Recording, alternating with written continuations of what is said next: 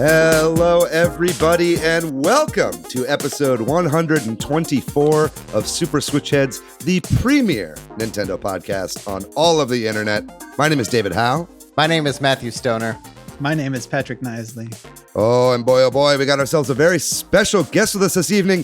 Krista Goralczyk has joined the show. How you doing, Krista? I'm great. It's great to be here. Absolutely. Very good to have you with us. You are here today. We've got a very important topic to talk about this week in light of a lot of the news that's been coming out within Activision Blizzard, including a lawsuit going on there, which we will talk about in the news section as well. We thought now is as good a time as any to talk about toxicity within the video game industry, within the game scene, and all that kind of stuff. We all love video games. We pride ourselves on having a community that is very non-toxic in a lot of ways, but that is not the case for a lot of the games industry at large. We're going to be talking about some of that, some ways we can combat that, and some things that we think should change. Other than that, we got lots in the news. New Nintendo Switch online games have been added that nobody's ever heard of before in the world. Also, Among Us has a free trial going on right now. The Tokyo 2020 Olympics have started, even though it's 2021, and there's some gaming related stuff there. So we're going to be talking about all that and much more. But before we get into it, how's everybody doing? How have your weeks been? Pretty good here. I went to Classic Games Fest, had a great time. It was so much fun. I got a medal, won third place at a costume contest. Very good, Matthew. Played Tekken 3, played a Halo on a Mac. I played Mario Kart Double Dash. What's not to love about retro games? Had a great time there. It was it's very small, but very small, passionate fan base. It was very cool to be a part of. Awesome. Yeah. And it's great, too, because doctors actually say that giant Squirtle masks stop the Delta variant from spreading. So I'm very glad that you were able to wear that. How you been, Patrick? I'm doing all right. I don't think I have a whole lot to say. That's cool. Well, you just put up a... Yeah, if you really want to know about me, you can go watch that video. That's right. Follow Patrick's video blog. He's a vlogger now. He's officially a vlogger. I'm here at my parents' house right now. If anybody's wondering what all this weird background is, this is my brother's old childhood room. It's the one with the desk in it right now. So bear with me if my sound sounds a little bit different. How have you been, Krista? I've been good. I'm actually replaying Witcher 3 for, I don't know, like the 8th time. Nice. At least. I don't know. It's a game that stands up, and sometimes familiarity is good. Yeah. And yeah, actually, it's funny that we were going to talk about Activision and Blizzard. I was thinking about playing since Burning Crusade for WoW Classic has been released. I was like, maybe I should play. I started leveling a character in WoW Classic, and Blizzard's trending. Why are they trending? Oh no! No. So Yeah. I have not started that. Yeah, we'll definitely get into a lot of that coming up later in the show, but probably for the best for right now until some changes are made. Well, last week's episode was about Skyward Sword and not about what is here on this document. We had a lot of responses. Well, that's always in the Discord. Lots of people get talking. So join the Discord if you want to be part of that conversation. Karuseta talked about how Matt talked about the handheld emulator.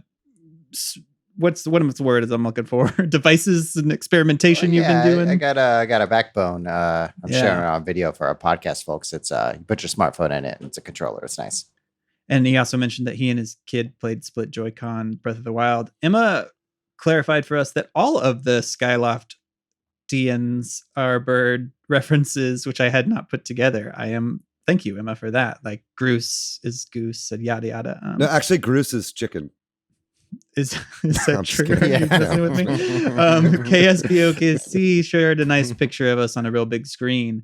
Eelback talked about how he prefers the button controls, and I don't think you're alone, but we did kind of gang up as being motion control crowd there. Dylan Musk said he's going to skip the OLED and Steam Deck's. Looking forward to hearing what we're talking about, and is excited about Spelunky 2. Maybe we will have him back on to talk about that around. Hell yeah.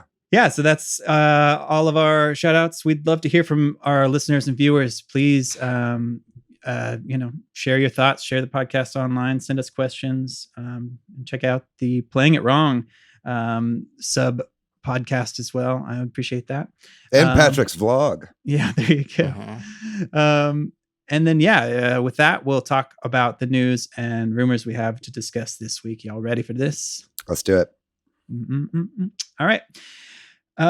Like David mentioned, they added some games to the NSO service on the Switch. This time it's just SNES games. I think this is the first time this has happened, or was there maybe a Donkey Kong time when it was just one weird Donkey Kong game or something weird like that? But I don't know. I'm not sure. Usually lately it has been a couple of SNES games and an NES game.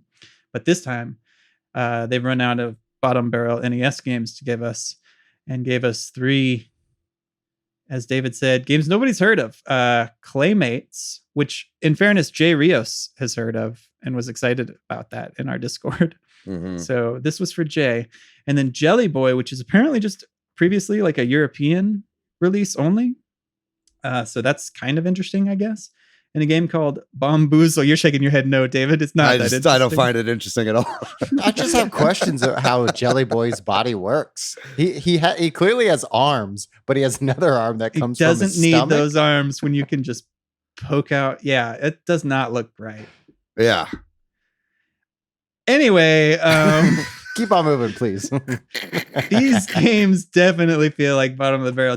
How much longer can they scrape the European exclusives and games that Jay Rios likes? Poor Jay. Well, I mean, obviously, it's clear that there are like a bunch of games that they just are not going to put out on this, right? Like, yeah, like at this point, like if they haven't released Earthbound at this point, but they're releasing like 3 unknown Super Nintendo games featuring gelatinous main characters, like they're not going to release Mother 2 or Earthbound or whatever, right? They're probably not going to release Chrono Trigger or Final Fantasy 6 or Super Mario RPG, right? And so it's like, so at this point, you have to think like, okay, we need to stop thinking that these games even could potentially come. Like those games are probably being held for some sort of collection or re-release, or Square just doesn't care to make the small amount of money, to put that out there. Or Square Nintendo doesn't want to pay what Square's asking for. Yeah. Rather. Square's making those remakes, right? And they're gonna like sell those on the Switch a year after everybody buys them on mobile or whatever. Yeah. But then you have to wonder like who actually owns Super Mario RPG or something like that. Yeah. Is that Nintendo? Is that like co-owned? It's gotta be. Seems like complicated, right? Like getting the rights to this kind of stuff. It's gotta be. But yeah. Well, I look forward to sharing with y'all when Jelly Boy comes up on Playing It Wrong.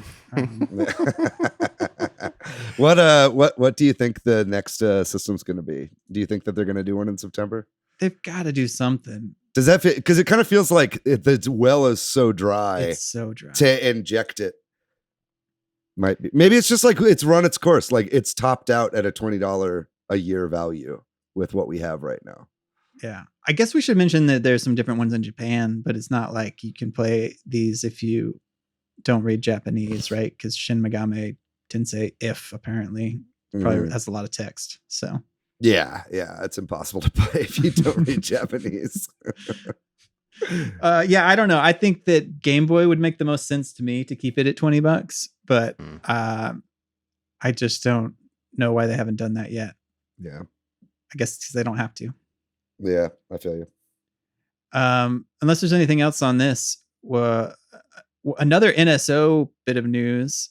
For the NSO, they keep giving us these game trials, and unfortunately, we can't alert our listeners to check these out because they kind of tend to happen. They get announced right after we record, and then end right before our next release. But there was an Among Us trial on NSO.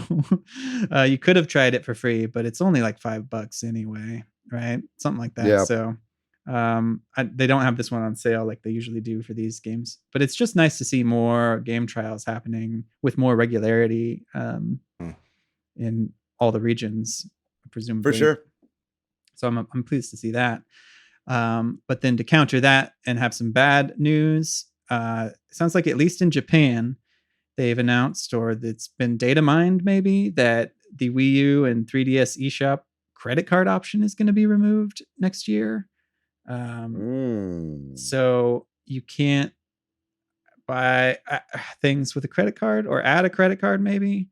I'm not entirely sure. I've seen, it's kind of confusing. My understanding, this has already happened in some other regions for the Wii U and 3DS, but those shops are doesn't that mean to y'all, like, I don't know if this has happened and they haven't announced this for America, but doesn't this seem like the Wii U and 3DS cycle of like keeping the servers online and stuff for like online games is probably like everything's accelerated to end sooner.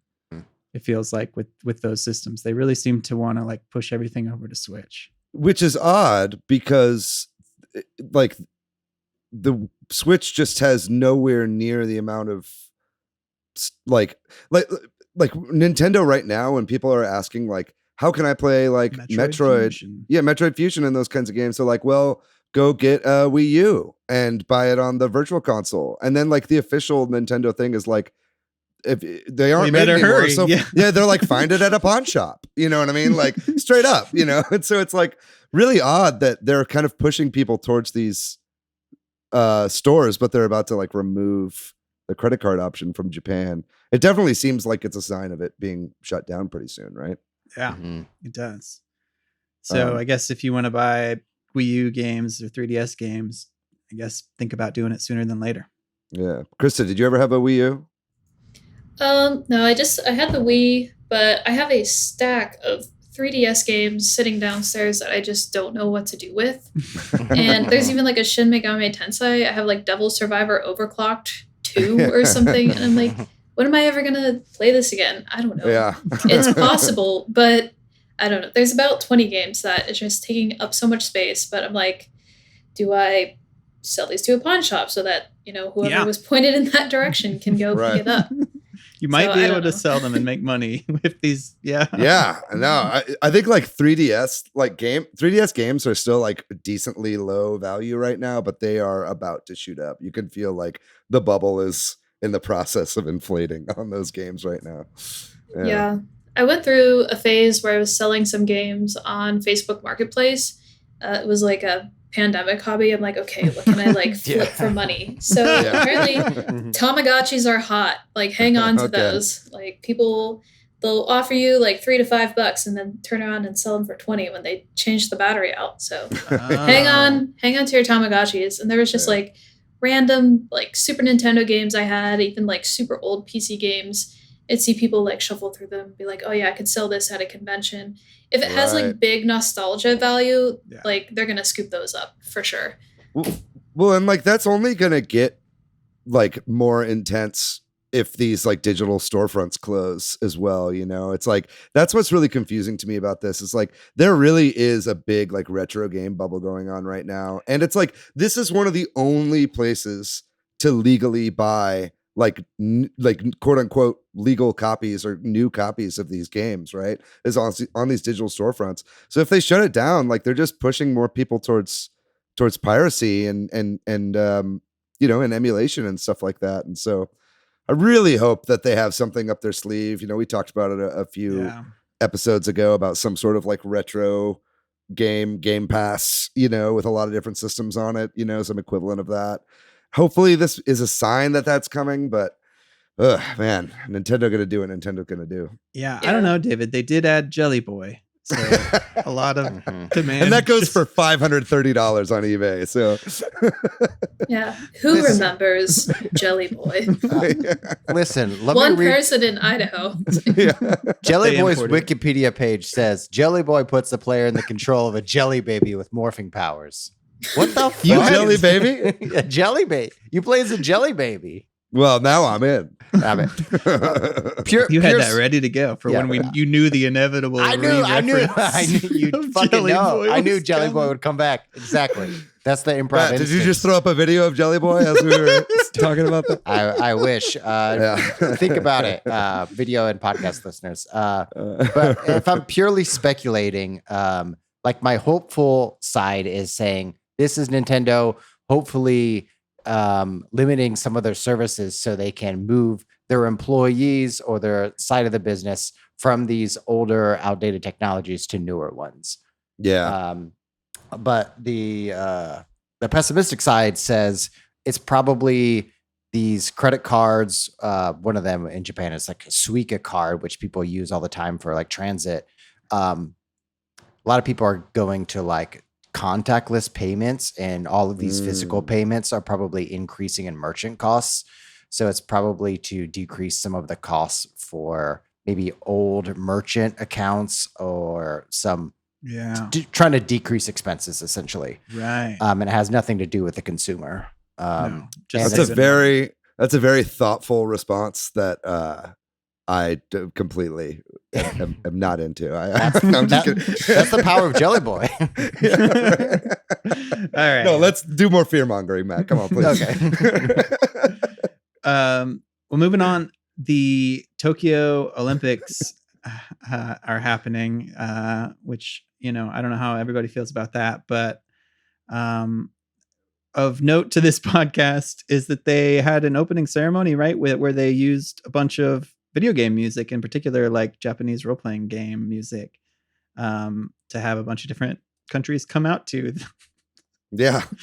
It was really odd watching like Lithuania's like track and field team like come out to like Frog's theme from Chrono Trigger. I know.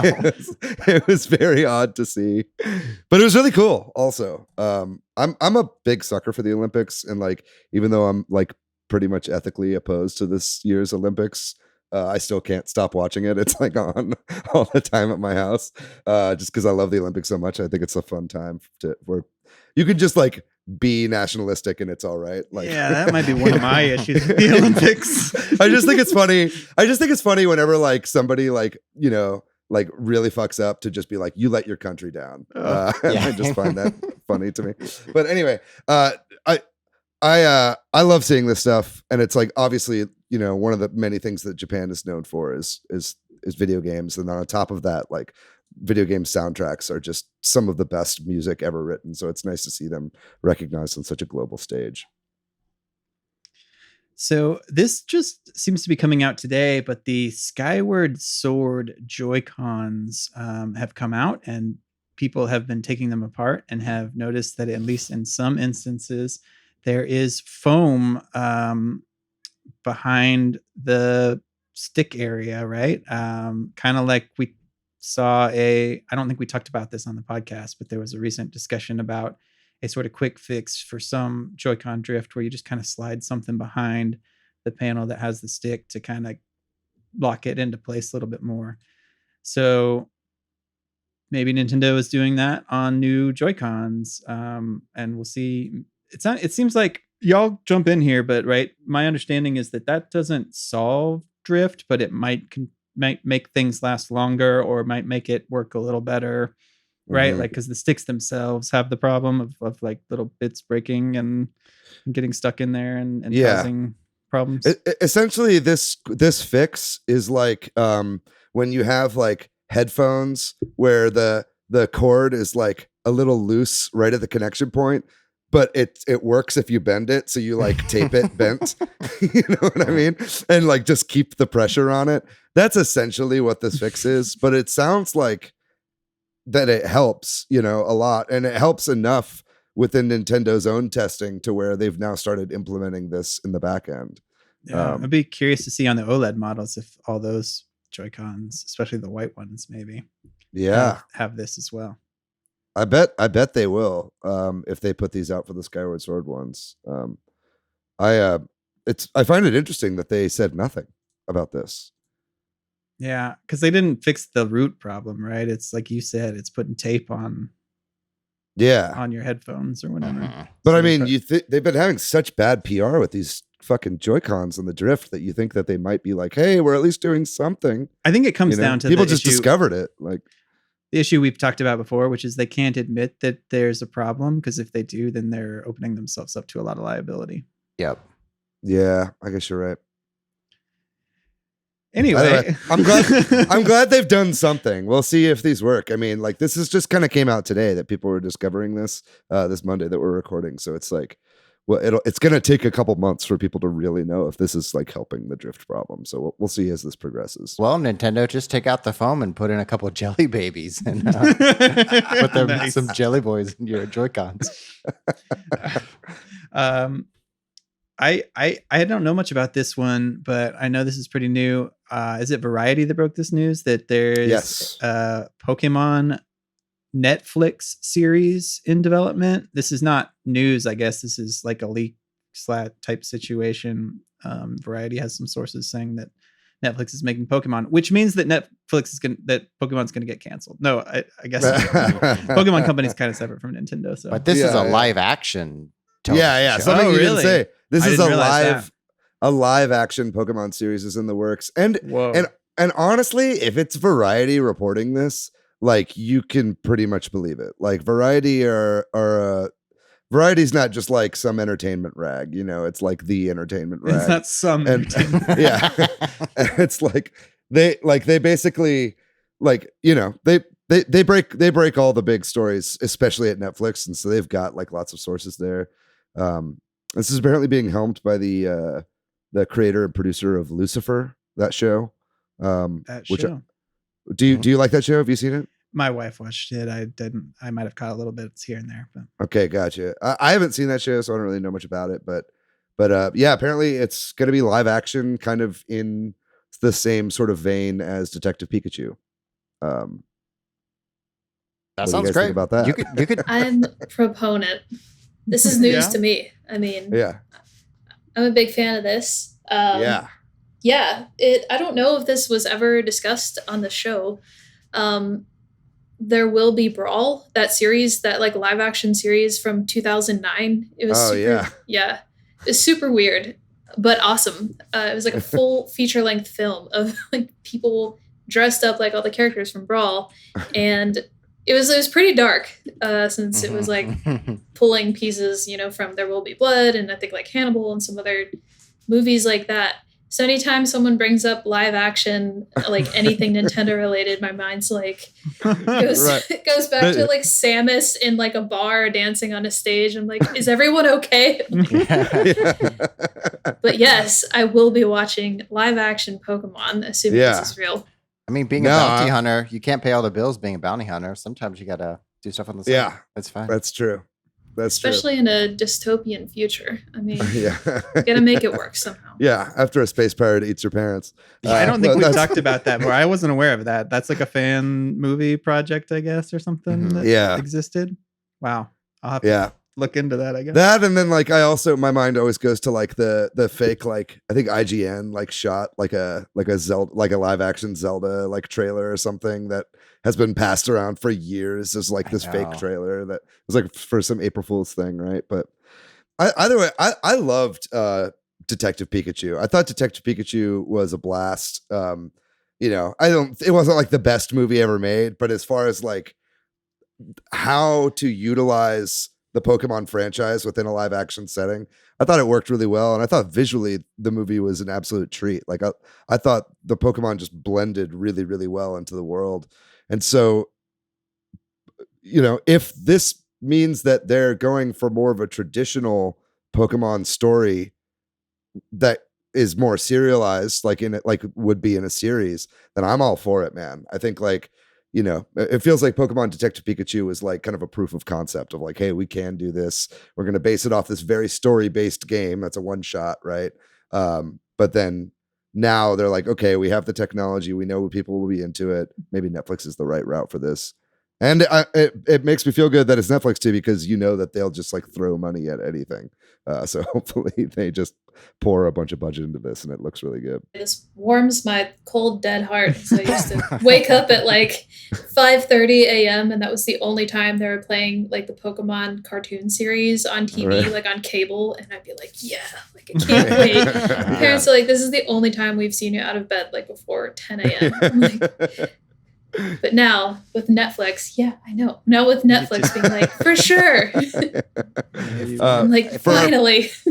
For the listeners of the audio version of the podcast, a very cute doggo has just popped into Krista's frame. So just one more reason to subscribe to us on YouTube. I mean, if it's a serialized drama, it could be anything. I would love to see like a Cobra Kai at a Pokemon gym. We could see Brock learning how to train his Pokemon, and see a bunch of montages. It could be anything. This universe is huge, and you could take any genre or archetype of a television show and plug it in. I mean, would you guys be cool with it if it was like a continuation of Detective Pikachu? Yeah, I'd be down. Like that story? Yeah. Yeah. I'd love to learn more about Pikachu. Detective. Why is he a detective? I'll tell my guys at Netflix and tell them.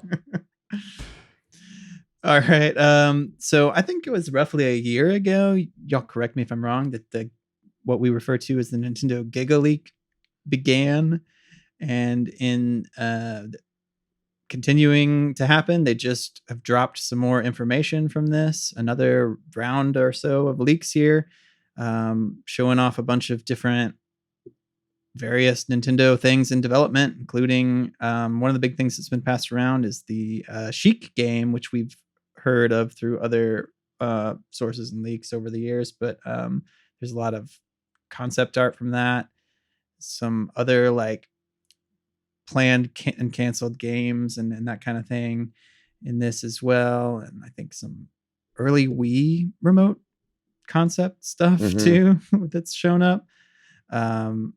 So that's interesting because some of those early Wii ones look just like remotes. Yeah. They look like current TV remotes. I'm kind of glad they didn't do that, but yeah, it's funny too. Like a lot of them did look pretty near final though, and I think it's interesting because it was, we've seen concepts of the Wii controller before, back when it was supposed to be a GameCube peripheral, right? Like a kind of add-on for that. So that was interesting. But yeah, this is just more of that great gigaleak stuff that as a Nintendo fan, you just love to like pour over and see all the alternate history stuff that could have been, games that were canceled or moved from developer to developer, stuff like that. That stuff is fascinating. Yeah. Yeah, I think it'd be cool if there had been a Sheik game too, right? Like that seems really interesting. Yeah. Oh, well. That was a retro developed game, or at least the concept. I don't know if it ever Pitched started or development. wherever they got. Yeah. Yeah. Definitely exploring the whole Sheikah culture, I think, would have been very, very interesting for like an action game. And then we're moving into the news that kind of ties into our main topic. And this is some upsetting stuff, but also, unfortunately, some things that seem to be happening a lot and everywhere, and not just in the games industry, but we'll talk all about that. In particular, the sort of news aspect of it is that in California, the whatever the bureaucratic agency there is, it's the DFEH. I don't know what it stands for. I'm not doing a very good job. Fair Employment and Housing. It looks like has filed a complaint against Activision Blizzard for fostering a sexist culture and cites a lot of ongoing sexual harassment, including some disturbing things like groping and other things that apparently have happened there. And then this has just caused a massive amount of discussion online of former Activision employees to talk about their experiences of that and other places and that kind of thing too. And then whenever y'all want to comment, jump in. But also similarly in the news, Ubisoft in particular, Ubisoft has had problems with this before too, like people in all of their other studios, but in particular this time the Singapore studio, I think it was Kotaku maybe that had the first report on this, where they spoke to people who work at or used to work at the Singapore office of Ubisoft about the culture there having a lot of sexual harassment and bullying and pay disparities and racism and paying people that aren't from Singapore more than people that are and that kind of stuff. And it's all disturbing things that are happening, and it's causing a big discussion about, it's just another unfortunate Me Too moment. I'm just rambling. Somebody please jump in and yeah. Well, I mean, this is stuff that like you would hope that we could have moved beyond at this point, especially with, like the whole reason this is a lawsuit is there are like laws on the books in California about like pay discrimination and workers' rights and maternity leave and sexual harassment and stuff like that. And that's why this is actually being brought to court in California, is because they're in addition to being a terrible work environment for lots of people, including women and people of color, this is also, they're breaking the law, and so it's like, this is something that you wish we could have gotten past at this point. But unfortunately, it does seem like there seems to be a culture within the industry still to this day of this kind of frat boy mentality, which I think has been named in the actual lawsuit and by a lot of the employees at Activision Blizzard in particular. And like obviously something really needs to change right here, and it's led to kind of massive boycotts, right? Yeah. I think maybe we should save some of the things I'm thinking about till the main topic, but yeah, Sure. I think you should point out, and maybe we can discuss our feelings about some of this more in the main topic. But yes, there are a number of outlets that have stated they're not going to cover Activision news or games until there's some, I guess, changes or proof of changes or that kind of thing. And I think that's great. I think that makes sense to me. I think there's good cause to boycott or to do those sorts of things. I'm frankly surprised that, I read that, and I think Kotaku this morning, that some platforms were saying we're not going to promote anything Activision or Blizzard. I'm like, these are huge games. Yeah. Like international games, like It's true. that are major esports, a lot of them. So when I heard that, I was like, that is honestly pretty shocking, and that's going to hit them where it hurts, which is like the recurring revenue, the hype around new games, like, and people playing them who make a living off of, streaming some of these games. So, I mean, in my experience, I haven't ever really seen anything to this magnitude. So that was even more shocking to me than the actual allegations. Yeah. Also, this is news related too, and it's kind of what you're talking about. I know that in like WoW and World of Warcraft, a lot of players staged like a virtual sit-in where they just all went and met in one place and didn't play the game and left their machines up or whatever, and I think that kind of stuff will impact them too, right? Yeah. Have that visibility. And I mean, it's interesting, like, and we can, again, we're kind of blending the line between the news section and the main topic, but it's like boycotts on a consumer level, like, rarely have much of an impact, right? Like boycotting a company, like, is almost in a way like a way to feel better about yourself morally. Like, I don't agree with what they're doing, so I'm not going to spend my money and spend my time supporting something like that, right? But at the end of the day, like, the number of the amount that really hurts, like, Activision, if, like, a number of people don't buy their game, like, yeah, it's gonna suck, but, like, that stuff fluctuates all the time anyway, right? I think that the really important stuff that matters right now is these, like, press boycotts and, like, and Prima Games talking about how they're not going to be working with their stuff anymore, which, it's not like they're making strategy guides like they used to, but it's, still that's a big deal. And I think the main way that anything is going to change right now is that, like, the people who are in charge, because this problem seems to go, like, up way up to the top, right? And it's like the only people that can really, because the CEOs are going to, like, fire themselves, right?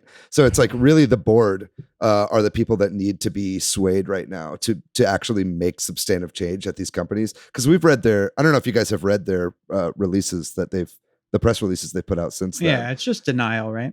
Yeah, it's just denial and nothing apologies, So it seems clear like they're just trying to bury this as much as they possibly can. But I think, like, the one thing that's going to really upset, the board and or the people who can actually affect change and get these people to step down are, no advertisement for their games on these big major websites, all that kind of stuff. That's where you can actually hit them in the wallet. And I really hope that kind of carries through, because, like you said, Krista, fuck, these are some of the biggest games of all time, and I'm sure that brings lots of traffic to these websites and stuff like that. So that's a very, very admirable position to take, I think. I don't want to defend Activision or Blizzard by any means, but they have to deny it. They're in a lawsuit, so any kind of admission publicly on Twitter or social media anywhere would be used against them. They could say no comment though. I feel like lying. I feel like lying is worse though, right? Like, but I get what you're saying. Like, you're right. Like, I'm sure they have lawyers in their ear, like telling them what to do. They have to. Yeah. Do you like whether this has an effect on their player base or their bottom line? You have no idea. We'll see. Yeah. Before we move to the main topic, one thing that I'm reminded of, like, people are already leaving WoW to play Final Fantasy 14. Like in droves. Right. Tons of people are leaving. So now with all of this crazy shit happening at Activision Blizzard and they're racist and sexist and all of that, it's going to cause more people to leave. So they're losing even more money. So what is bad news is now suddenly worse news. Mm-hmm. Yeah. Well, with that natural lull in the conversation, I think we should. It's like where do we put some of the, because there's other stuff I want to say, but I think we should also wrap it into some other topics. Yeah. We'll talk more about this in our main topic when we come back after this short break.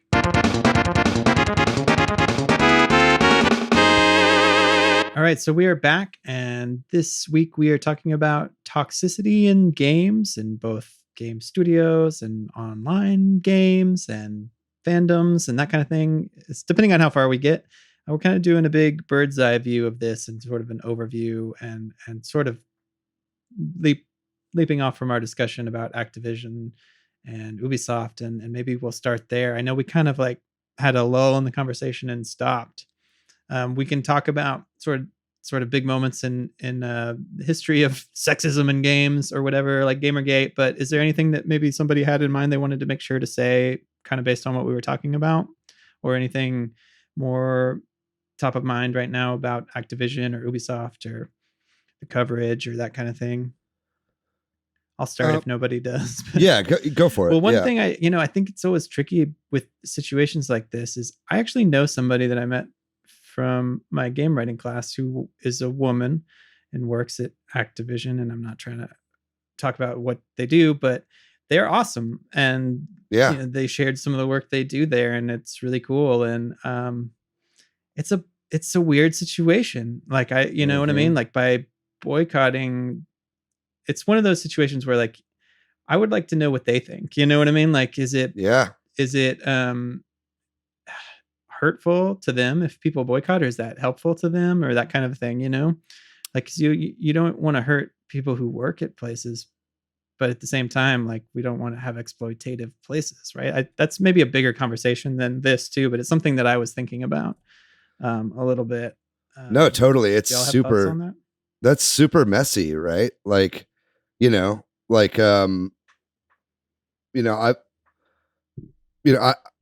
kind of dealt with that like a bit with working on Castlevania, right? Like Castlevania, the Netflix show, the writer and showrunner Warren Ellis turned out to be like kind of a fucking creep, and like a lot of allegations came out against him, and it became this like this question that the fans had to have with themselves on like, do we continue to support the show knowing that like there's hundreds and hundreds of people that have worked on it that aren't fucking creeps, you know what I mean? Or do we like write off the whole thing? House of Cards obviously went through the same thing when Kevin Spacey was canceled, and it's like, and I don't know that there's a good answer for that, right? No. Because if something doesn't happen, then something has to happen to force these companies' hands, right? In order to like make changes like at the top where they need to happen. But unfortunately also like if game sales go down and nothing is happening to the CEOs, where are they going to trim the fat? It's going to be at the lower levels for the people that didn't do anything wrong. You know what I mean? They're going to let them go. So it's kind of a hard tightrope to walk. I don't know what you guys think about that. If the lawsuit pans out in favor, of the women and employees, that takes the responsibility off of people playing the game or consuming the game onto, the state, or, even if it gets super intense, like a federal situation. Right. Yeah, it's so hard because as a consumer of anything in the year 2021, like if the company has more than like 25 people, then it's like a really good chance there's going to be a creep, or like, Yeah. I don't know, like even if there's 2 people working on a game, maybe one of them is a creep. Like maybe it's the best game ever. I don't know. So it's so hard as a consumer. There's a lot of pressure to be like, oh, boycott Nestle, boycott like Activision and Blizzard games. Like it's like, what are we allowed to consume? And it's this huge gray area. It's really hard to navigate. Right. And the another sad reality of this too is the only reason we're really hearing about this is because there was a lawsuit filed by the state of California.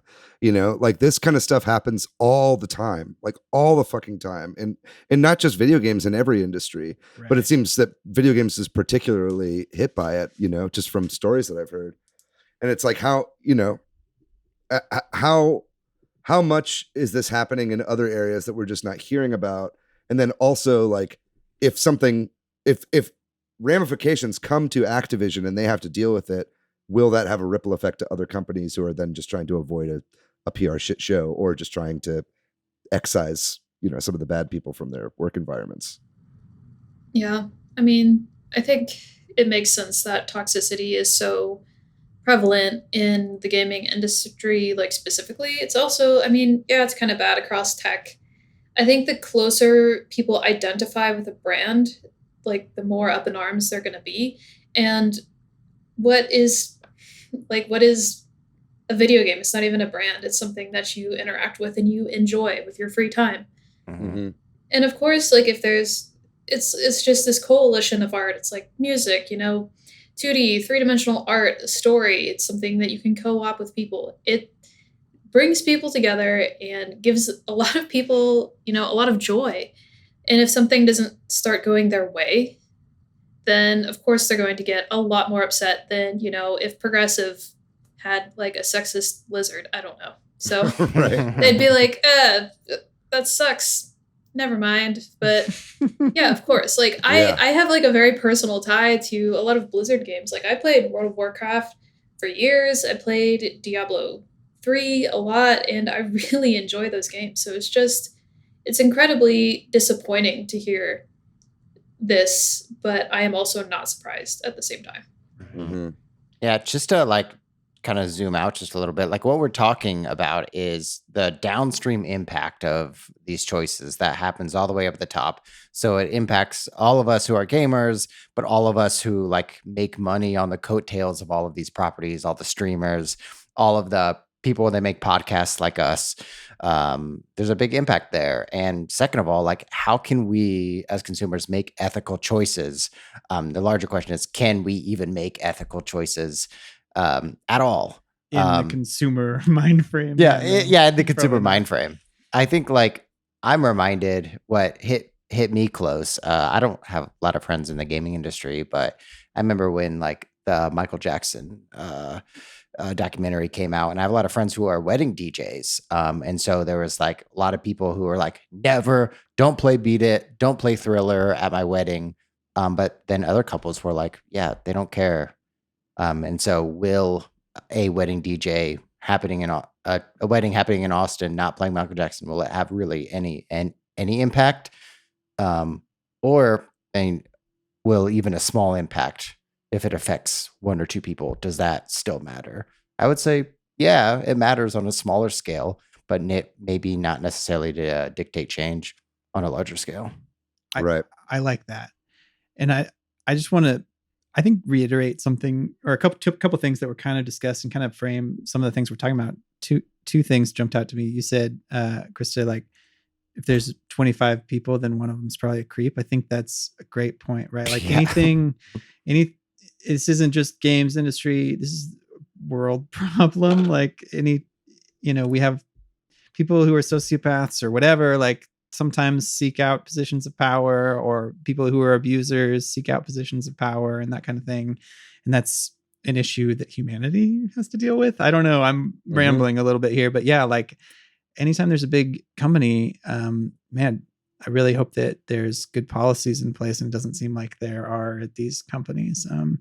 And then also, like, I feel like we're also kind of talking about the art versus the artist debate, right? Like, which I think is just not an easy debate either, right? And like, and it goes back forever. Like, if you like any kind of music or art, like Pablo Picasso was an asshole, right? Like, it spans centuries, probably. Lots of medieval artists were jerks. I don't know if that's true, but like Jesus was probably an asshole too. Yeah. But, you know, hey now, he's an artist. But art, he made free fish. But is it okay to enjoy R. Kelly's music or Michael Jackson's music or whatever? I don't know the answer to that. And it's the same thing. Is it okay to enjoy?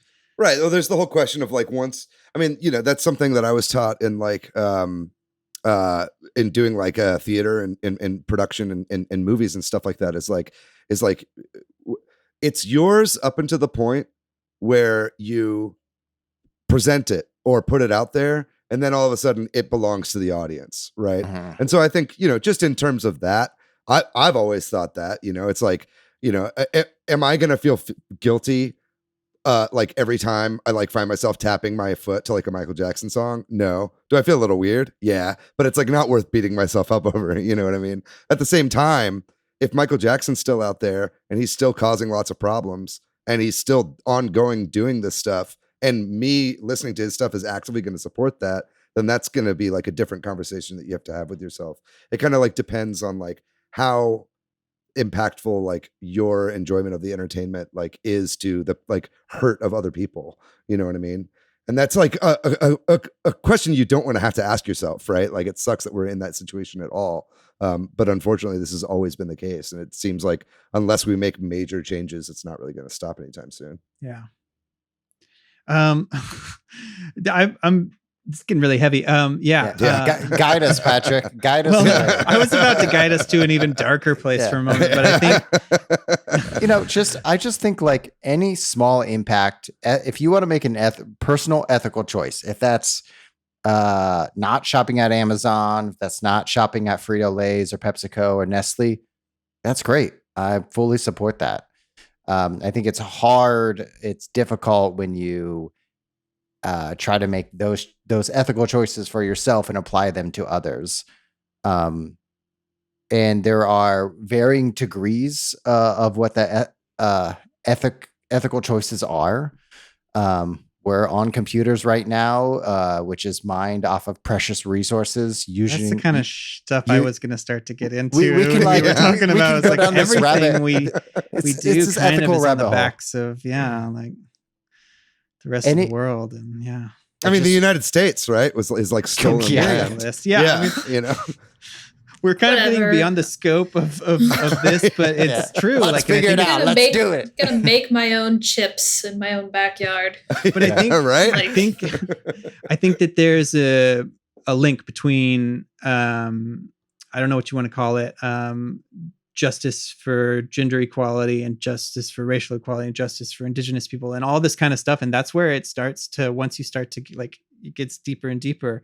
But maybe we can to refocus just on video games a little bit and maybe on some more surface level stuff that's just like an easier ask is to be kind or something like that. You know what I mean? It's like to think about like Gamergate and the weaponization of gamers, and to think about like, you know, maybe we can talk a bit about some toxicity that's outside of game studios, but in game fandom, where maybe it's a little bit easier to be like, hey, we just need to educate kids a little bit better or something like that. I don't know how y'all feel about this, like, or like ask men to be more aware and I don't know. I'm rambling again, so somebody save me here. But like, I think Gamergate is a big moment we should maybe mention and talk about a little bit. Well, yeah, Gamergate is something that was like, Gamergate was, you know, it's almost like weird to like refer to Gamergate like as Gamergate, because like Gamergate was like one facet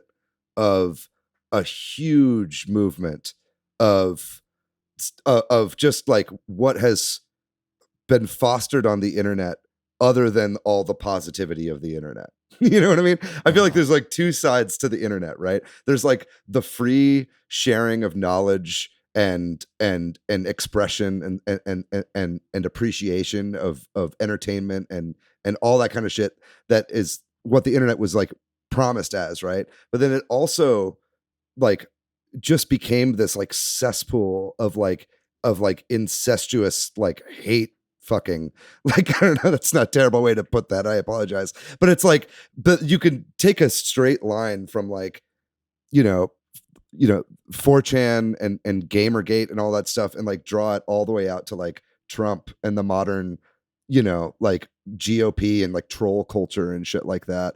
And unfortunately, that seems to have a huge amount of overlap with the kinds of people that also enjoy video games, right? And it's like, and so like that's where I feel like a lot of that came from, right? Is like, and that was massively hurtful. Like if you're just I guess we should maybe do a quick recap of like kind of like the ideas of that. Yeah. But Gamergate was obviously like this like pushback against like women. Yeah, like Anita Sarkeesian and a lot of people that were pushing like for like better gender representation and female representation in video games, and female game developers as well, right? And it was just this like very organized like retaliation against that. By one of their ex-boyfriends, right? I don't know. Yeah, wow. Yeah, I don't know about that. Or they at least started it somehow by writing things about them. Anyway. Sure. I guess so. You know what I mean? But either way, it just like was so hurtful and so hateful for so long and is like turned into so many different kinds of like fandoms getting upset at things. And I feel like that's also, like this happened with Star Wars, right? Like I was like such a huge Star Wars fan and I just like lost all interest in Star Wars. I thought the movies were like not as great as they could have been, but it was like the fandom is what turned me off of it. You know what I mean? It's like, fuck, like every time I like look up anything on Star Wars on YouTube, it's just like my feed is just filled with all this like hateful bile that has like millions of views and thousands of likes and all this kind of shit. I don't know. I'm rambling now. It's just something I see in the world, and it just feels like this crazy, like unstoppable force. And maybe I feel like that because I'm working on the Masters of the Universe show, and like we're currently dealing with like a shit ton of that.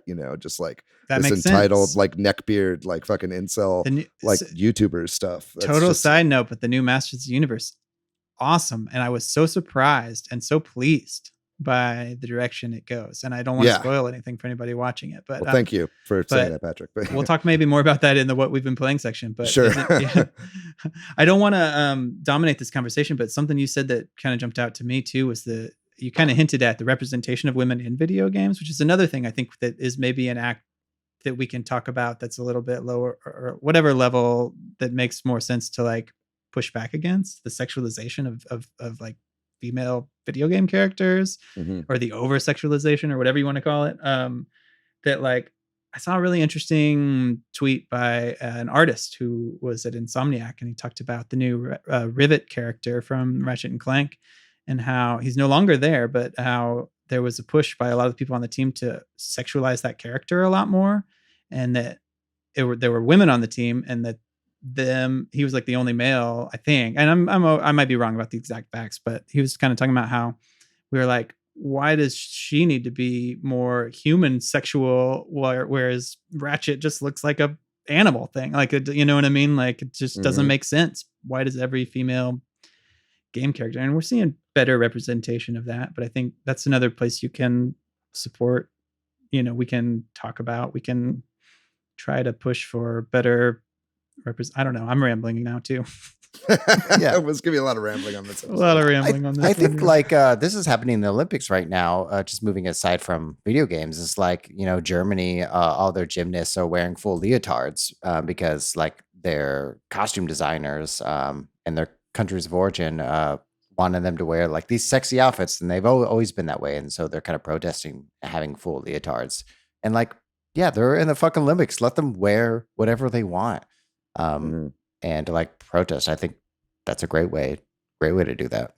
I mean, unfortunately, it's like, and this comes back to a lot of just, if we want to like figure out like the source of it, it's like it's just been just this historically boy-centric marketing piece of video games, right? And just like the way that it's been, marketed to young boys in early age. And we talk a lot about like super like horny fucking like video game advertisement in video game magazines from like the 2000s and shit like that were hyper male gazy, you know what I mean? Because they were like, well, we know that this is going to be like mainly for boys or whatever. And all that does is just like reiterate this idea that like, this is for boys. The characters need to be sexualized because it's the only thing that they'll buy. But the reason that way is because it's been marketed that way in the first place, right? And then we find ourselves kind of trapped in this cycle of just like, this is what the people want, and this is where the money's coming from, and this is where the demo is. But the demo is also like skewed by the marketing as well, I think.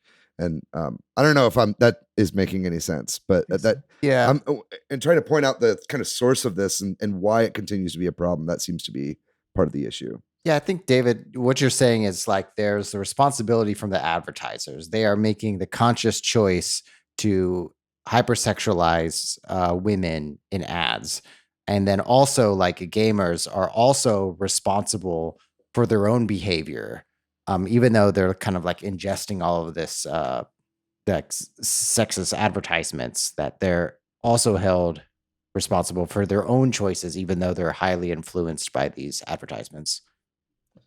Yeah, but I think more than that, it just like it feeds into the culture, right? And it's like, and that's why all that shit is described as the Activision stuff was described as a frat house, and it's like, and just because like that's how it was in the beginning, and like people are refusing to change.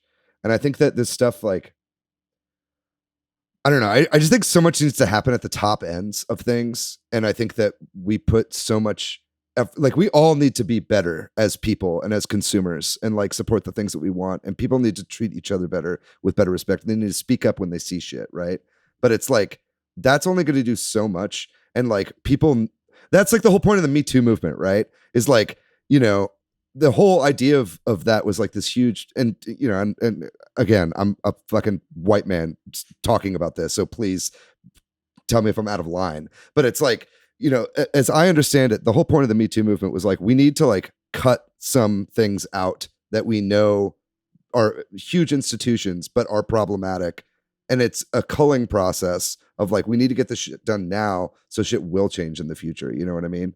And so I think it's so important right now for like companies to take the initiative to be like, we're gonna fucking remove people from positions of power that allowed this to happen, turned a blind eye, didn't say anything about it. And if they don't do anything about it, then the people who have authority need to, that's when the fucking state of California has to get involved, right? And the governments need to like get involved. And it's just like, if we just let the free market like continue itself, I guess that's what I'm trying to talk about, right? Is like, it's where the money is, it's where the demographic is. It's like where stuff will never change as long as that is still a part of the picture. And it's like harsh measures have to be taken. And that's why it's like, sometimes things just have to get cold in order for things to be moved on.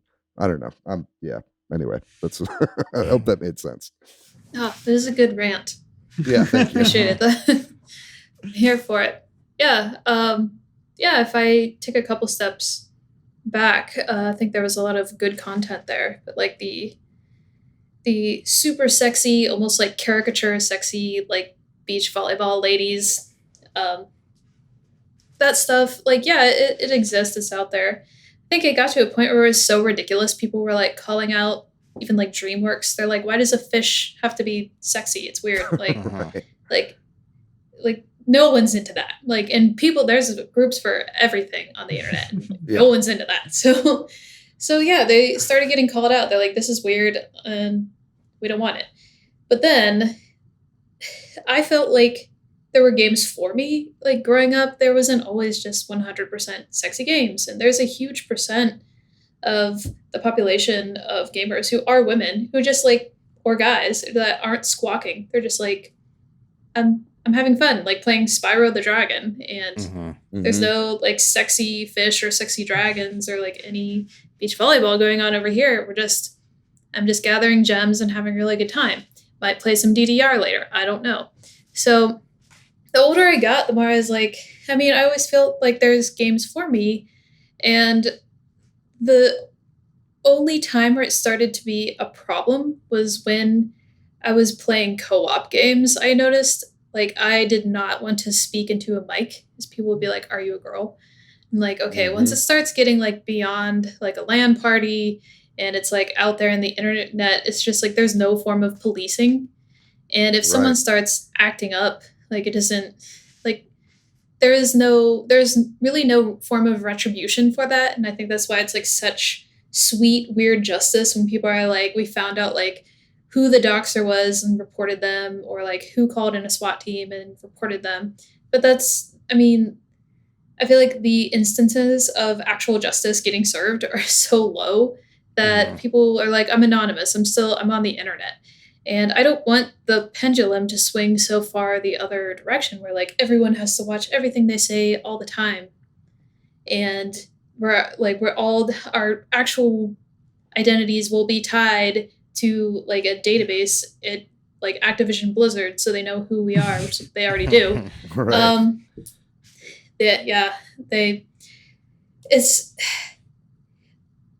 It's just, I don't know. It's such a hard thing to wrap my head around because I'm like, I don't want to say like, well, I had a good time like 100% of the time, but like, it's just, I chose to avoid games that weren't for me.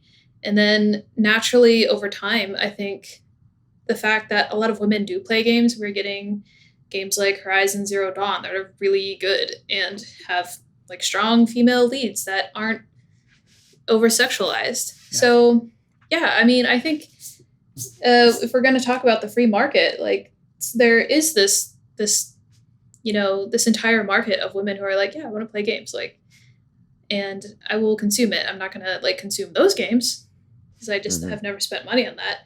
But now I'm faced with the question of like, okay, the game itself isn't sexualized, but the people creating it, at least some of them, are sexualizing women and harassing them in real life at work. And that's like a much bigger deal than someone saying something mean to me while we're raiding. So yeah. So I think the repercussions have to be, a much grander scale, at least for a while, so that companies can learn to start reining it in, because it's so hard to train a behavior like out of a group of people. You're like, well, this is the way we've always done it. Right. But now it's the way we have to do it moving forward.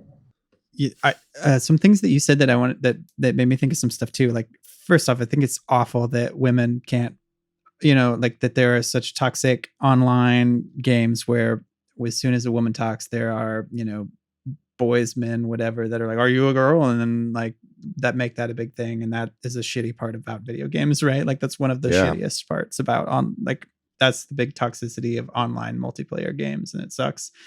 And I don't have any answers for that. But like we're talking about like over sexualized characters and stuff too. Like I think it's fine. There should be some sexy video game, right? Like I don't want to police that. There should be people making those, but I think it's like where these, and we talked about it, like these games being marketed to kids. And I think this is where that sort of toxic masculinity is bad for everybody thing comes in, right? Like it's bad for men, it's bad for boys. It's because it kind of feeds into that online multiplayer thing, right? Like of these young men who have experienced fish who are sexy or whatever, like and like I do think an awakening. Yeah, well, I do think that those things have a line to be drawn between them or whatever, that like that we aren't treating. I don't know. Does that make any sense? Like that it's so by treating women as objects in a game, then when a woman plays a game, they act poorly or whatever, I don't know. That's just a random thought that something you said made me think of. Yeah, it's an interesting like dynamic. Yeah. It's the American, like we wanna see boobs, we wanna look at boobs everywhere, but then like Janet Jackson's boob was out and everyone was like, oh my god. calling the police. Find like, her. Yeah. But meanwhile, we have like beach volleyball for Dreamcast, and everyone's like, "Nice, I'm gonna get that for my son." Yeah. No, it's definitely kind of like what's the word I'm looking for? When you have a thought so big it kind of breaks your brain. It's like it seems like such an insurmountable issue. And but it all just does like come down to like being better and leading by example, right? Like, I think that it, like you said, Patrick, like there is a place out there for sexy games, like that those shouldn't be done with entirely. Like sexuality is something to also like be celebrated. You know what I mean? But it's like, if it's in everything, then it becomes a major problem. And it's not in everything. It's not in Spyro, right? But it's like, if we like little steps like that, like desexualizing a raccoon in a video game like that, right, is a major thing that we can be doing, right? The Olympics thing that you're talking about, like that stuff is super important. And I think like I don't know. Actually, I think I'm going to cut this. I think I didn't have a point, and I just wanted to start. No. You're onto something. Yeah, like, you are. It's like, where does that happen? Where does that decision about like a sexy raccoon happen? It didn't happen like at the marketing step. There was like a room full of guys somewhere that were like, yeah, I think this is what people want. There was like one woman there that's like no, like 45% of our gamers are girls, and they like like they don't want that, or like even like our male players don't want that. Has negative effects on boys who are playing this cartoony game or whatever, like it just that's. And I think it's also like so important to be the voice in that room that's like, should we be putting boobs on this raccoon? You know what I mean? Like it's very important to like, because like when you're in a situation, and especially when you're at work, you know what I mean? And your fucking like boss is telling you like, hey, this is the way it needs to be. And you're like, but that's kind of feels icky, right? Yeah. Like it's so important to like say that, right? And like to be a fucking like ally for other people that might be in the same position where they're like, do I talk against my boss like saying this thing, or do I say something? Like, am I wrong for thinking, am I like stepping over the line here? Like, is it really that big of a deal? Like this stuff is super important to bring up, and it's why like for so long, like this stuff just went completely untempered, right? It's only really now that we've come to a breaking point on social media where we're like finally getting this shit out there and we're talking about it to where people like have the ability to have their voices heard on this kind of stuff, and I think it's so important to like to be, if we all try to be that person, then maybe this shit wouldn't happen nearly as much. And so I think that's really important, not to put the onus on one person, but to put it on all of us, but in any kind of creative field, and especially in tech, like you were saying. Yeah, I think you touched on a lot of points. I'm not sure which one to take on, but I think that's definitely that's some of the hopeful part, is that there are things we can do on a small scale. We can call out sexist and racist behavior in our social circles when they happen purposefully, or if it's just off the cuff, depending on where you live. I'm from Ohio. I grew up with racist shit. We said gay as a form of a put down all the time. It took me years to get rid of that shit. But we call people out when it happens. And so we can affect things on the small scale. Not everyone has to be Ruth Bader Ginsburg and be a Supreme Court justice, but we can influence our small social circles, whether it be comedy, video games, writing, making movies, making music. That's the hopeful part, but there are things that we can do on a smaller scale to affect the people around us and the families around us too. Mm-hmm. And the next generation of people, right? Yeah. Like the people that are coming up, because they're just going to do what we do. That's what kids do. They just learn from the shit that's around them all the time. So that's true. Can I comment on sexy games? Please. Yeah, I mean there should be sexy games, and I think they can really be done right. And what is it, like Lady Dimitrescu. Am I saying that right? Yeah, Uh-huh. Dimitrescu, I think. Yeah. She's sexy. She's like a 10-foot like sexy vampire lady. Like she kicks ass. She's awesome. Yeah. Yeah. More She's of that, please. Yeah, they did it right. You're referring to like the character in Resident Evil 8, Resident Evil Village, right? Yeah. Yeah. Yeah. Yeah, and that's not a problem. It becomes an issue when it's like That's like a mature Wh- game wh- too, wh- right? Like that's right. Yeah. I That's think the part of it, problem too. is when it's like that is the only value that this character has. You know what I mean? Or it's Mhm. like, oh, if we do this, it'll make this character even more interesting. You know what I mean? It's like you can have like parts of, that can be like a very powerful aspect of a character. You know what I mean? But it just needs to be like used in the right way.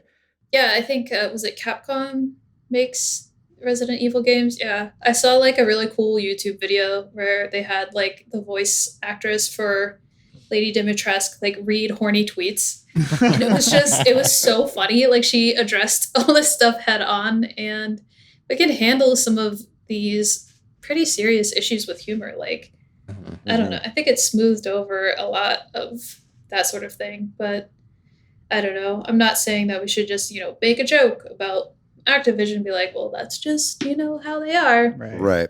Like, please look over this cool YouTube video of like, something else. But yeah, I mean, I think there are ways to handle like making games like this, gathering or even like nurturing a fan base that, can be more mature. Like, I'm sure everybody who played Resident Evil played like some like other games that led them to this.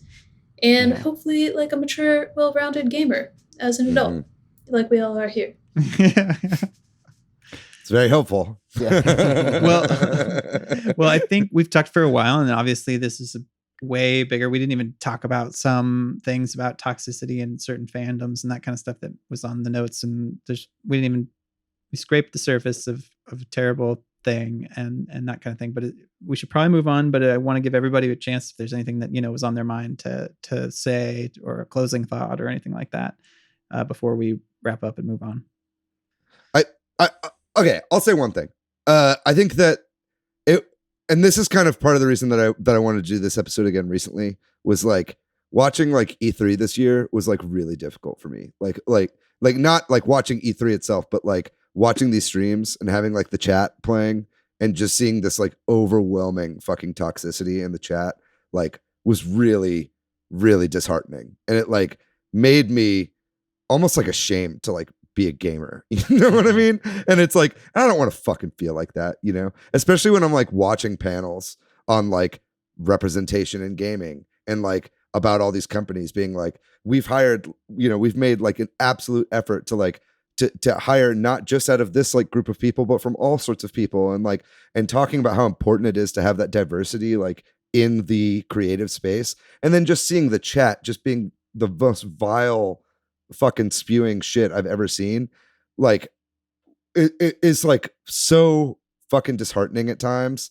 And I don't know what the solution is to that, right? Like other than just these long-term solutions we're talking about like, nourishing, children in an early age and teaching them proper values and, and hoping for all that kind of stuff. But I think a lot of that too is like, I think we need to like take the good and focus on that and like not so much focus on some of the bad stuff, which is ironic because we're doing an entire episode on toxicity and gaming culture right now. But it's like, but I think there's like a balance, right? Because we all have to like, I don't want to feel like ashamed for being a gamer because like I know I'm not those like fucking dorks on that fucking IGN chat or whatever, right? And so it's like I think that there's like a balance that we all have to make like with ourselves personally and be like, okay, obviously a lot needs to be done, and I think that we need to like do a lot to affect change overall. But I also think like keeping your own like mental like health and your own like perspective in check is like hyper important, and that's part of the way that we all start to affect the change. I think what I'm trying to say is if you exert positivity, I think that shit is infectious, right? And I think if you start focusing on the positive things, then other people start to as well. I think people are very easily distractible, right? And I think as long as you like I think that's just a good first step, maybe, in order to like make some of this shit happen. And maybe that's a little too ethereal, and it's not, as practical as it could be. But that's the kind of shit that I tell myself when I see this stuff, and it really brings me down. Is like, yeah, this fucking sucks, but like, if we can just like be better, and I could be better, and I could just focus on the good things, then hopefully like we can all start to do that. I don't know what you guys think about that, but totally. And I think something you said earlier of like, calling it out when you see it, and like using our privilege to do so. If we're in a room with one woman and 10 men who are talking about putting boobs on a raccoon, then be the man that also joins that side of like, hey, should we? Or whatever, right. Like I'm not trying to laugh. It's just fun. It's just funny. If there's a conversation, a boardroom full of people talking about boobs on a raccoon, it's just ridiculous. I just think that's a great sketch. It's silly and ridiculous. I think we've left this with anything. It's that like fish and raccoons don't need boobs. Yeah, I agree. When it comes that, I think playing games, maybe some practical takeaways that I think about for me that I've kind of wrestled with the past, a couple of decades is like play a game that features a woman as a lead character. When you're playing, create a character, make a woman character, make a woman me, play a character who's black or brown, just have different kind of experiences as someone who looks differently and behaves differently than you. Be someone else. That's the great thing about video games. We can create all of these characters in Cyberpunk. We can be anyone we want. Try being someone different other than yourself. All right. Well, that was intense. We'd love to hear from our viewers too. Tell us all the things we said wrong. Yeah, totally. Like totally, we are trying to be better people here. So if you have thoughts on this, we'd love to hear them. If you're listening to this like while driving, you can loosen your hand a bit from the steering wheel now. Yeah, but we do want to hear from people, I think, and especially anybody that has a different opinion, or that if there's something we said that you have thoughts on, let us know. And with that, we will take a very short break, and when we come back, we will talk about all the games we've been playing recently. All right, we're back, and I've been playing a lot of games, a whole lot actually, but I'm going to focus on a few. I have been playing a lot of Pikmin 3 with my son continually. And I just wanted to mention that because like we're over here trying to get platinum on all these missions. We're bingo battling like crazy, and he's crafting origami Pikmin left and right. Well, my wife is doing it while he sits there and says, make another one. I had my friend Bucket on the Discord server over, and we played some various games, including some Killer Queen Black with you, David. What's up? That was fun. We also played some Mario Tennis Aces because he was really curious about it. He just got a Switch and wanted to know if he should get it. We talked about that on Discord, and people kind of swayed him away from it, but it was fun. We played together and it was really fun. He's like, I might buy this. It's like, well, Mario Tennis is such a good game. People love to shit on it, but that's a great game. It's got problems, but yeah. Yeah. It's flawed. I'm going long here, but I beat The Gardens Between, which was a really fun little puzzle game, indie game. Didn't take that long. It's only a 3 to 4 hour experience for me. And it felt about right. Like, I think at the end I was like, that was the right amount of time for those kinds of puzzles for me. Like, so that was cool. Did we play when we? Yeah, I think it was at PAX when we were there. I think it was at South by. We met the devs at South by, didn't we? Okay. Yeah. Maybe that's what it was. They were cool. Well, cool game. And then I've been playing like all these other games, but I just randomly started playing this game called Jenny LeClue Detective Vu on the Switch that I bought on sale. It's like an indie game. I bought it when it was on sale for like $2. Yeah. Holy shit, I love this game, y'all. Really? Like, it's all I want to play right now. And as soon as this is over, I'm gonna sit down and probably like play it for 2 hours and beat it. It's a little adventure game, like sort of point and click detective game. I love the art. It's got really good sound design. It's fully voice acted. I think the original version wasn't, but like the version on the Switch is like a sort of deluxe version that's got voice acting and some other things.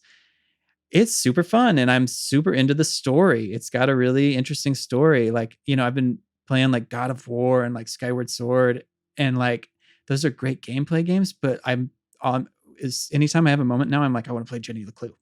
Because I want to know what happens next. The name is so silly for that game. It's a really silly but really also interesting game. I think it retails for like $25 on the Switch. So Yeah. I don't know, that might be a big ask for like an 8-hour adventure game to some people. But really interesting game. If it's on sale, I would highly recommend checking it out. And if you really love point and click adventure games, or you watch the trailer and it intrigues you, check it out. I'm kind of in love with it. Yeah, I'll go next. I been playing some shit. It's not all like shitty game, it's just some general shit. Like Patrick said, I've been playing some Killer Queen Black. Had a great time with that game. Just continue to love that game. So much fun to play online, and man, the best thing about Killer Queen Black is how easy it is to play with mixed and matched people online. Like you and your friend, and then me and my friend, who were both in person at our places, immediately just like we're able to simply party up into a group and then go online and like play against other people. And then I also love in that game how the you'll be playing against bots, and then it like drops out mid-match and turns into a person, so there's just never any downtime between any of the matches. They just did such a great job with the netcode on that game, so I really love that. Been playing more Twinkle Star Sprites. Played some multiplayer in person Twinkle Star Sprites as well, which was a ton of fun. God damn, that's a fun game. Also, just to keep the Neo Geo train going, I bought a Puzzle Bobble too. I ended up doing it. Just a ton of nostalgia there. I think it was Bust-A-Move. It was called Super Bust-A-Move on N64, something like that. So I've just been having a nostalgia trip playing that, and playing that some multiplayer as well. Other than that, though, I fucking installed Pokemon Unite and played a little bit of that.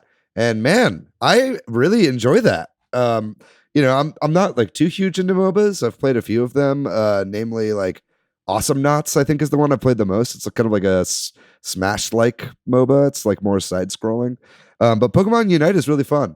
And I actually, as somebody who's not that into MOBAs, I actually like how simple and bare bones it is. I'm not over inundated with tons of different spells or quick keys or all this different shit to learn. And the matches aren't like an hour and a half long like they can be in like Dota 2 or something like that. So I think this is a great like pick up and play free to play MOBA game, and it's got that like kind of Pokemon Company charm to it as well. And I get to support Big Daddy Tencent and their endeavors on the Switch. I'm joking about that. Sorry, Olympics. Every time like the Chinese win a medal, I'm like, oh, you're gonna give that to Tencent. Anyway, yeah, I'm really enjoying the game, and I think it's really cool that it came out on Switch first and not mobile first.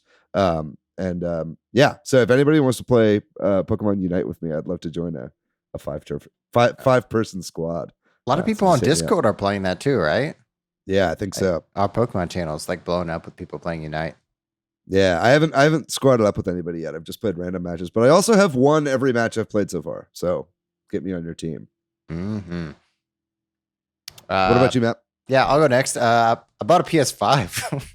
Whoa! Randomly, I got lucky. I've been like, you log in and it got added to my cart and it checked out, and I did not expect it. But I played. They have a tech demo called Astro's Playground that kind of shows you the technology on the controller. God damn, y'all, that controller is insane. The adaptive triggers, the rumble features.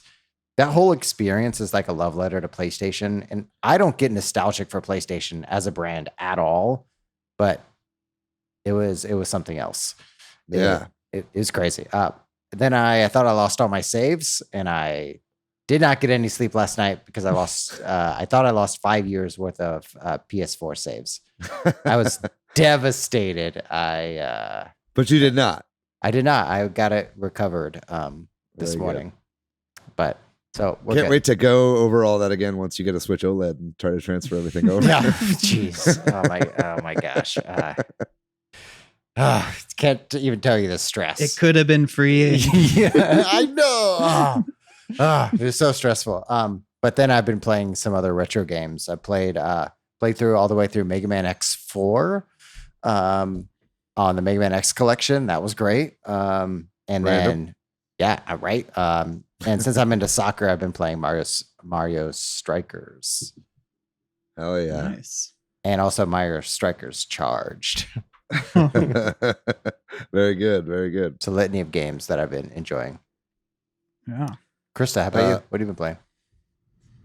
So I am almost done with Bravely Default 2. Oh, nice. It has been a grind. It's a very enjoyable game, and I don't know if anyone here has like played the first Bravely Default for DS. It's kind of similar, I would say a little bit more grindy, but in true JRPG fashion. I thought I had defeated the final boss, but the final boss was his assistant the whole time. Right. So Spoilers.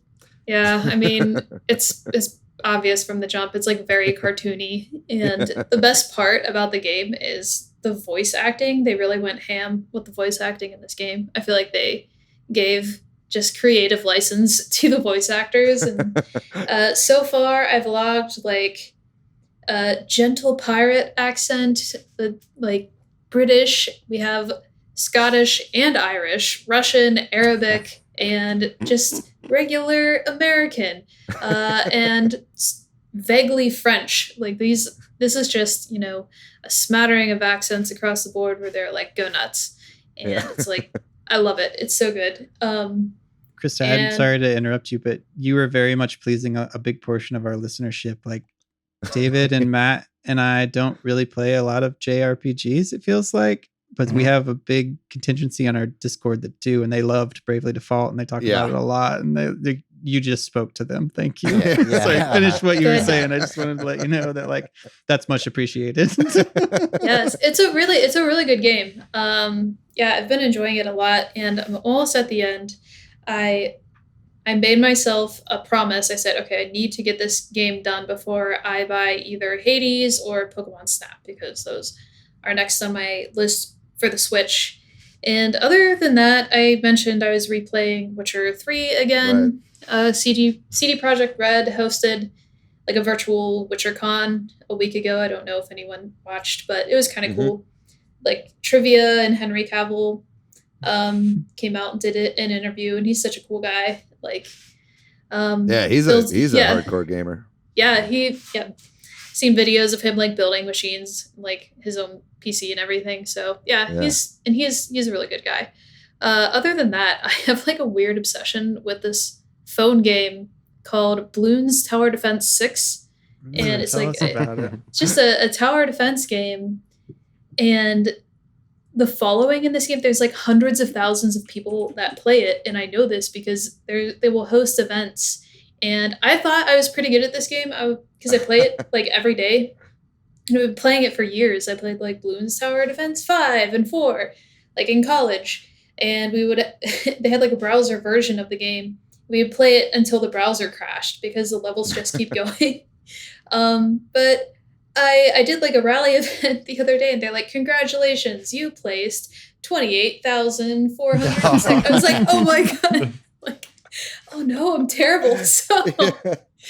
So yeah, that's a humbling experience, it sounds like.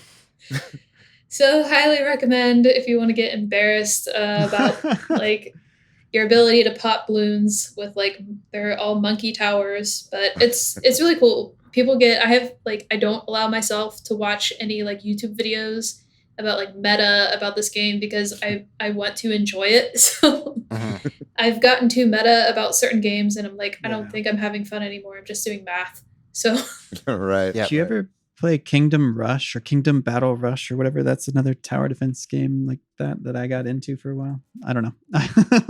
Nobody? No. Patrick's just looking for any kind of connection here. Yeah. I just this just reminded me that like I like tower defense games, but I don't ever play them, and there aren't like a lot that I know of. And so that's a cool recommendation, I guess. Yeah, I'll check it out. Very good. All right. Well, then there we go. All right. That does it for this week's episode. Thank you so much, Krista, for coming on and talking to us. We really appreciate it. Awesome. Yeah. Thank you for having me. Thank you to MilkyWay.co, who does our website. Thank you to Corduroy, who does our music. And if you're looking for me, Patrick Online, I am PDYX. Hey, I'm on Twitter, Matthew, MATHYOU. I'm pretty much everywhere on the internet at Monolith Fiji. And what about you, Krista? Where can people find you online? Twitter, it's Krista88_back. There you go. And there Awesome. you go. So yeah. Glad to hear it. If you'd like to find our show on social media, we are at Switch Headz on Twitter. We are at Super Switch Headz on Instagram and Facebook.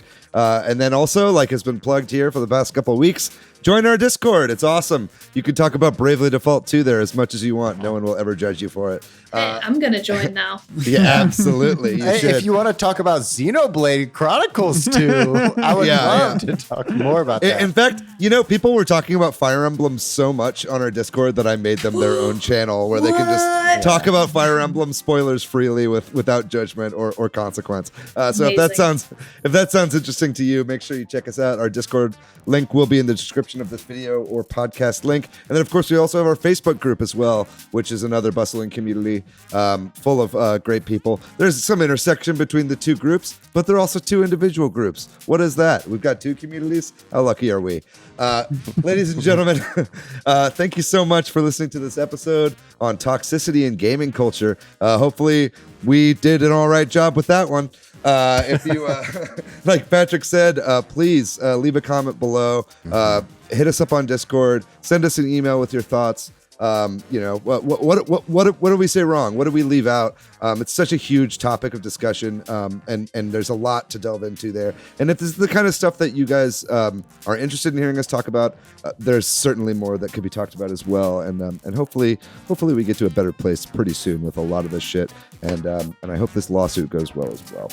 Other than that, ladies and gentlemen, let's be safe out there. I got some friends catching COVID, so be careful. If you're going into a public place, might be a good idea to put a mask on again, but still get vaccinated, be out there, live your life, have a good time, play some games, be positive, love one another. We'll see you guys next week.